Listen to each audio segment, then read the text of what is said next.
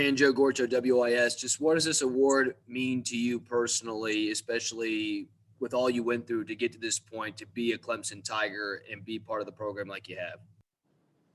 I legit have been bawling my eyes out the past 30 minutes. It hit me yesterday when Coach Sweeney told us. It was just the fact that I knew they had nominated me for a couple of awards. I know how usually awards go. You have a semifinalist, you have all these things that kind of get released. I had no idea that I was up for this award. No idea. So this is a Monday practice. I'm just getting my mind right. I look like I'm just about to go to work. And then he's describing this award and just the names that come with it. Tim Tebow, who I've watched growing up. Mark Hersig, who we actually became another guy in my corner a couple years ago. He came and spoke to the team. We stayed in touch. And then the Alabama football team, the Iowa football team, and just hearing all the names and the stories that have been pretty much went with each year's award was just crazy. So I'm sitting there thinking, honestly, it was all right, well, they might give it to the team. They might give it to Trev, Dave Seville. Didn't think of myself. Because me and Travis were right beside each other. He was we were guessing names. And then when Coach said Darien Rencher, man, it was just crazy. I feel like God was giving me a big old hug. It's a lot that goes into it. I think it's the award is awesome. I think it's a culmination of so many moments. And that's what I feel the most. There's moments in life where you just feel like it reminds you that why you do stuff, that you're in the right place, that you're doing the right thing, that all the things that you went through, it's almost you got to in order to get to heaven, you got to go to hell sometimes. All the things you went through, some that you I controlled, some things I didn't control, but all the hard things it was all worth it. And just the past, I finally got my emotions under control a little bit, but just the past 30 minutes, I've legit been crying, bawling my eyes out. I went and talked to Jeff Davis and Coach Elliott, just two guys in the building. And I haven't got a chance to see Coach Sweeney today, but just I'm just overwhelmed with gratitude, man. And you can't walk around every day just thanking everybody. It's gotta be weird, even though I do appreciate them on a daily basis. But just the past couple hours, man, just really hit me. Just how far I've come personally. I know the decisions I made to get here. I know what I had to overcome to get here. I know what it's been like being here, and just coming as a walk-on and just really having to believe in yourself before anybody else will believe in you. And then feeling the sense that my coaches actually started to believe in me. And then just seeing how guys orchestrate this entire year. It's incredible, man. And sometimes I feel like God's a comedian. In my own head, just how timeless the award was. I'll share this. I really was going through, ironically, this is the most ironic thing about this award. I was actually going through a little bit of I feel like I wasn't, honestly, me and Coach Elliott, he's been a good voice in my ear to help me navigate through this, but just feel like I wasn't, in football terms, getting recognized, or I had high expectations, and you got to have high expectations or you'll never achieve anything. And just feeling those blows of just getting let down sometimes. And that just comes with the territory of just trying to be successful. It's you set goals, and sometimes they don't turn to what you want to in the short term. It can get to you. And just seeing how the timeliness of this award is just incredible. I don't know, it was just God set me up for sure.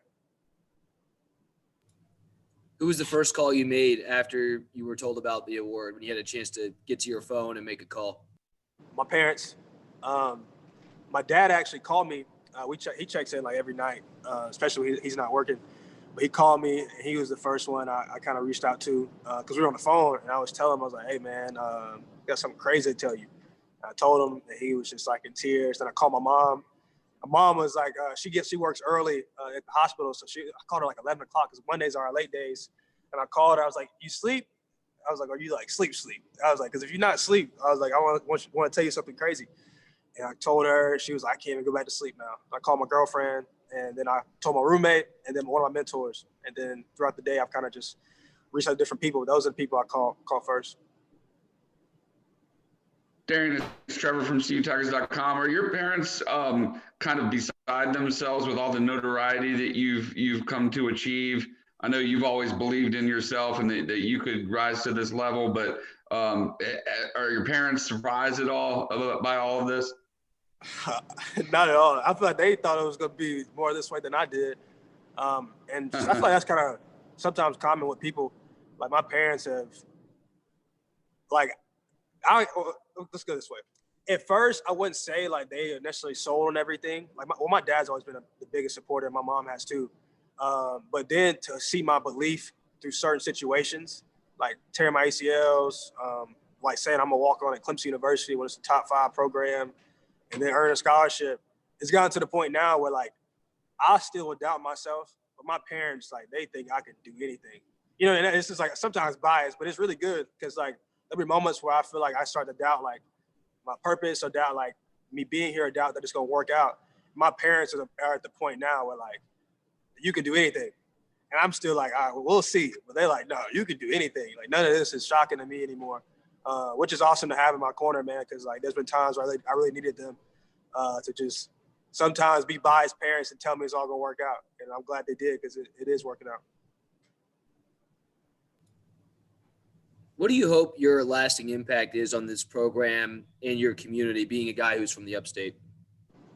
Yeah, man, I think just helping people dream, helping people believe. There's countless examples of people of what not to do. And I hope I'm just another example for people to see what to do. Not a perfect example, but just a faithful example. And I feel like I've been surrounded by good men that have done the same for me. Because you live a little life, you get around people, and like nobody's perfect. Even the people that aren't there in the spotlight, like my coaches, some of the guys I play with, like nobody's perfect. But what you really want and what you really appreciate is somebody who's been faithful to what they feel like was on their heart, was on in their soul. Hopefully people see that with me, man. And hopefully it encourages them to do the right thing, to dream, to not give up, and be about the right things and try. And then when it doesn't go well, get back up and keep trying. It's not really just anything. I wouldn't want to be a perfect example, but just an example of faithfulness. Like, I feel like that's what matters most in the end. Just the fact that if you don't quit, you'll win in the end in some form or fashion. And hopefully people can see also just, man, that God like really does like come through. And so I think it's been a tough year, tough times. And I think that's another thing about this award. I was really thinking and reflecting is I think it's really cool that I won in 2020, the most like chaotic year that I can ever remember.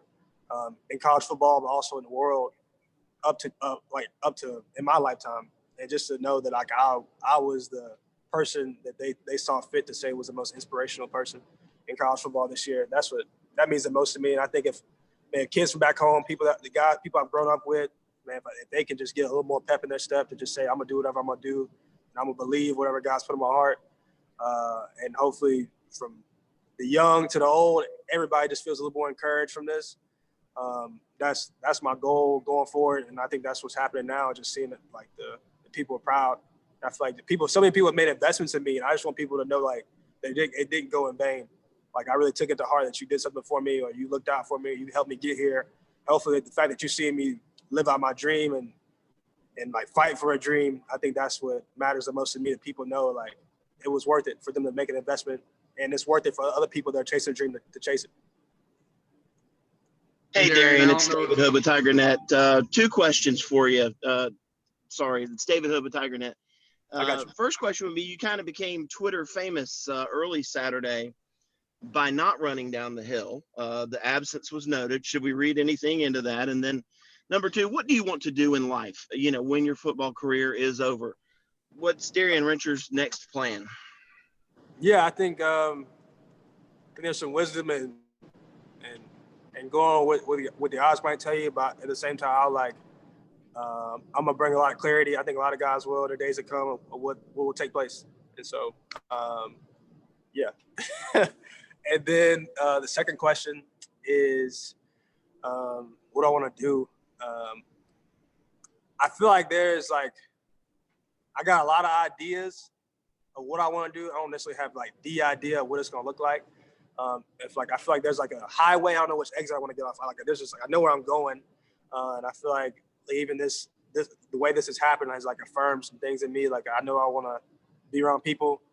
I know I want to help people. I think I love like the gift of communication, that you can like say something and you can be comfortable speaking, and to the point where you can impart some encouragement to somebody else by you speaking some words and telling your story. I love being around the game. I just love like there's so many life lessons and so many things that this game has taught me, and it's a big reason why I am who I am and why I am where I am. And then I love seeing people like just be encouraged in their faith as well. I'm not the one to be cringy about anything, but at the same time, I think when you really get around somebody else authentic, people have done for me, I feel like you realize like people are more than just, you know what I'm saying, shoulder pads and helmets or just like what they do, but people have soul, people are real people, and everybody's searching for something. If you got people that search for something, they get for the right things. I feel like that's something I find a lot of joy in, like people really becoming who they really are. And like, which for me is like, I feel like the biggest foundation is people finding their faith.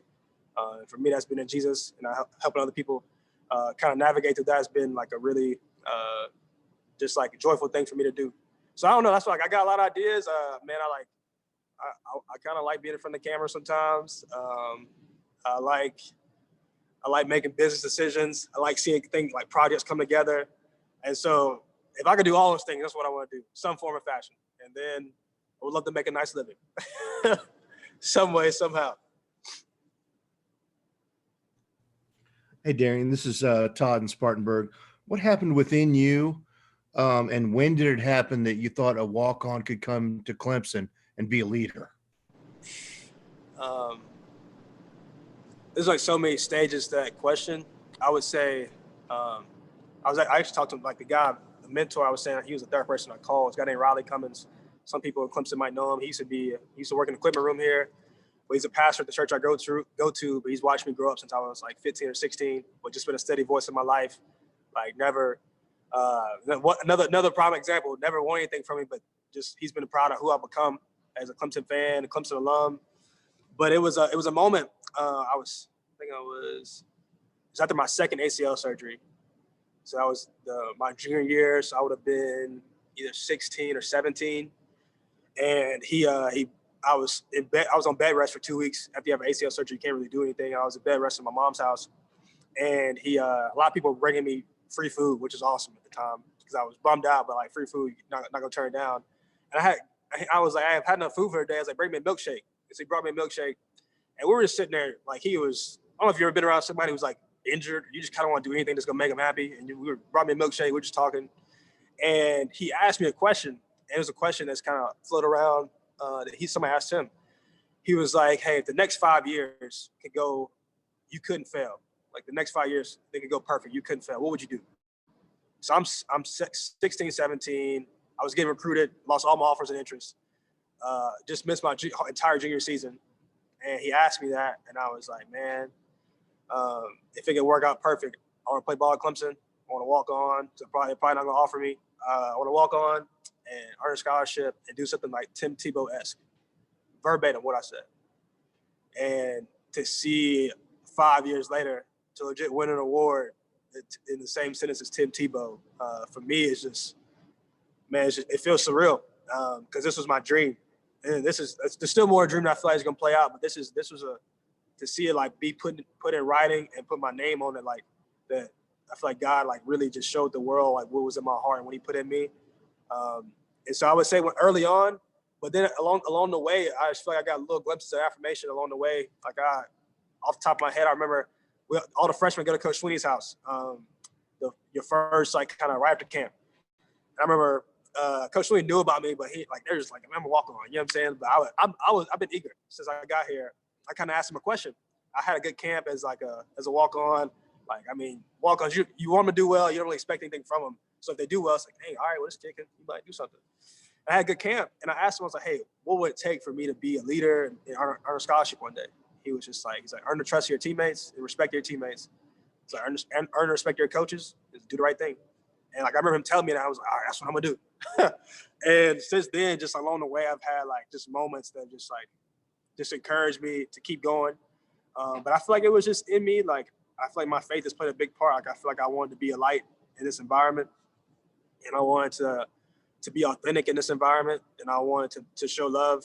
And I feel like those things have like proven true, like tried and true.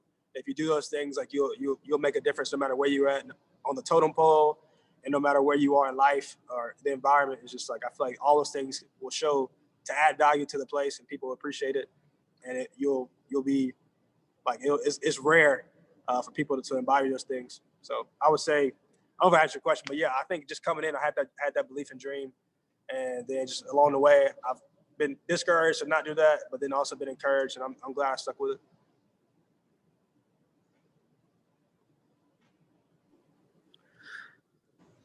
Anything else for Darien?